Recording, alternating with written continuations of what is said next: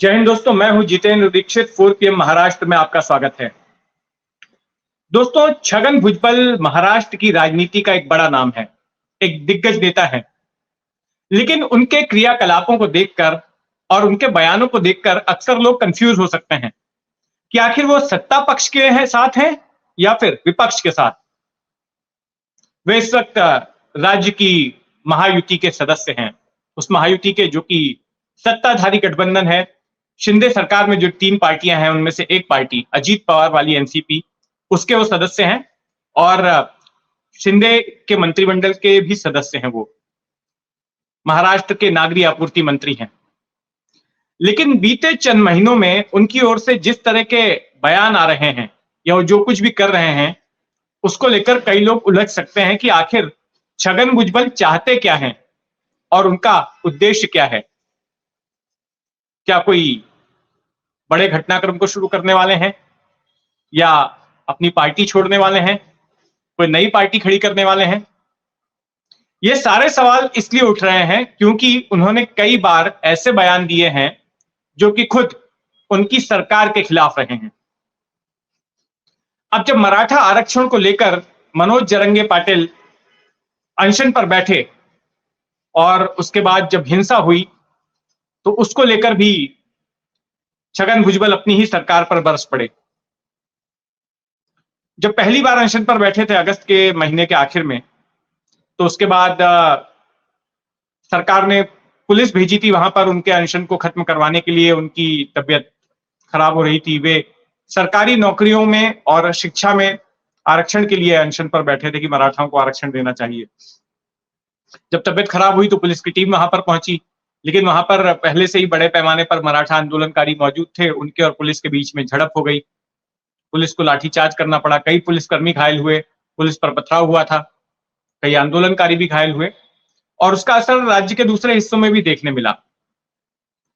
इसको विपक्षी पार्टियों ने भुनाने की कोशिश की। उद्धव ठाकरे मिलने गए, शरद पवार मिलने गए जरंगे पाटिल से और उन्होंने उनके आंदोलन के प्रति अपना समर्थन जताया। जब मामला ज्यादा बिगड़ा तो फिर देवेंद्र फडणवीस ने उस लाठीचार्ज के लिए माफी मांग ली और उस जिले की जालना में जहां पर यह अनशन हुआ था और ये हिंसा हुई थी, वहां के तमाम पुलिस अधिकारियों के भी तबादले कर दिए गए। अब इस बात को लेकर छगन भुजबल भड़क गए और उन्होंने कहा कि इस तरह से सरकार को घुटने नहीं टेकने चाहिए थे मनोज जरंगे पाटिल के आगे। दूसरी बार भी जब मनोज जरंगे पाटिल अनशन पर बैठे तो उस दौरान भी बड़े पैमाने पर हिंसा हुई। कई राजनेताओं के घर फूंक डाले गए, कईयों की गाड़ी पर हमला हुआ, कईयों का घेराव हुआ और कई गांवों में राजनेताओं के जाने पर प्रतिबंध लगा दिया गया। तो इसको लेकर भी छगन भुजबल ने अपनी ही सरकार से सवाल पूछे कि आखिर इतना नरम रवैया क्यों अपनाया जा रहा है। और एक बार तो उन्होंने ये भी कहा कि मराठाओं को आरक्षण देने की कोई जरूरत नहीं है, क्योंकि बॉम्बे हाईकोर्ट में एक बार ये बात कही जा चुकी है कि मराठा पिछड़े नहीं हैं, तो फिर उनको किस बात का आरक्षण। लेकिन जब दूसरी बार अनशन पर बैठे मनोज जरंगे पाटिल, तब सरकार ने यह कहा कि तमाम मराठाओं को ओबीसी कोटे के तहत आरक्षण दिया जाएगा।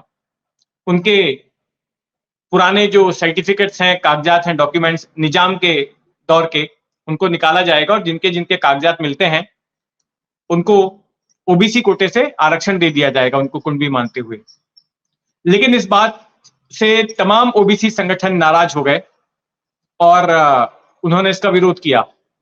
अब चूंकि छगन भुजबल भी ओबीसी समुदाय से आते हैं तो उन पर भी दबाव पड़ा कि वो भी इस मामले में सरकार से बात करें।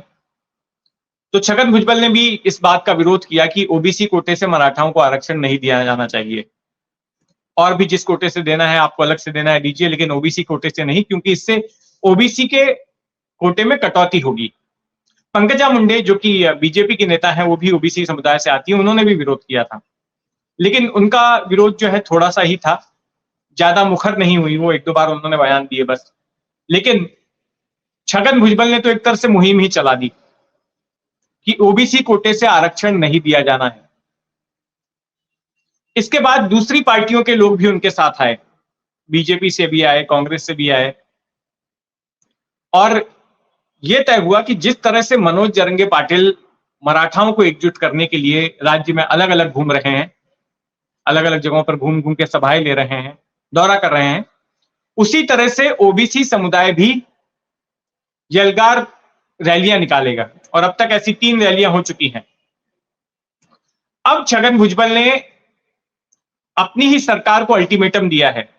उन्होंने मुख्यमंत्री एकनाथ शिंदे और जो दोनों मुख्यमंत्री हैं देवेंद्र फडणवीस और अजीत पवार, उनसे बात की और उनको यह कहा, अल्टीमेटम दिया कि आप 2 महीने के भीतर कास्ट बेस्ड सर्वे करवाइए, जातिगत जनगणना करवाइए। जब से बिहार में जातिगत सर्वे हुआ है तब से कई राज्यों में कई राजनीतिक पार्टियां जो है इसकी मांग कर रही थी। शुरुआत में बीजेपी इसके विरोध में थी, बीजेपी नहीं चाहती थी कि जातिगत जनगणना हो, सर्वे हो, लेकिन अब खुद जो सत्ताधारी गठबंधन का ही एक घटक दल, उसके एक दिग्गज नेता ये मांग कर रहे हैं कि ये होना चाहिए और 2 महीने के अंदर आप इसको कीजिए। अपनी ही सरकार को अल्टीमेटम दे दिया है। तो ये है छगन भुजबल और उनका कहना है कि अभी आने वाली 6 जनवरी को पंढरपुर में उनका अगला यलगार मोर्चा होगा, यलगार रैली होगी ओबीसी समुदाय की, जिसमें अलग अलग पार्टियों के भी नेता आते हैं।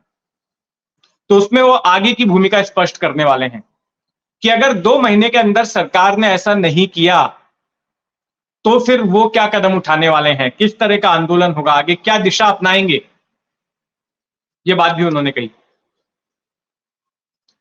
तो ये छगन भुजबल है।